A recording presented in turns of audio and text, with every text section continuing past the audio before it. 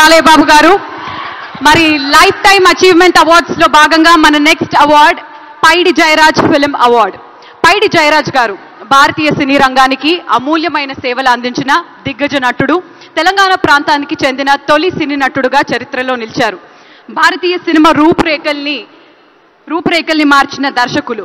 మరి ఇక ఏమాత్రం ఆలస్యం చేయకుండా ఈ అవార్డుని అందుకోవడానికి వేదికపైకి రావాల్సిందిగా కోరుకుంటున్నాము. Mani Ratnam garu, please put your hands together for Mani Ratnam garu for Paidi Jayaraj film award. మనకి ఎన్నో అద్భుతమైనటువంటి సినిమాలని అందించినటువంటి దర్శకులు శ్రీ మణిరత్నం గారికి సాదర స్వాగతం పలుకుతూ వేదికపైకి ఆహ్వానించేస్తున్నాము.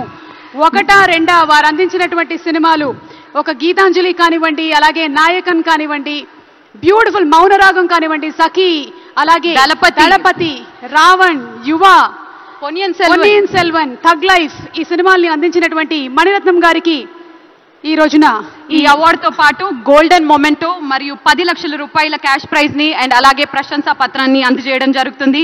Congratulations to Mani Ratnam sir. Paidi Jayaraj film అవార్డుని అందుకున్నారు మణిరత్నం గారు.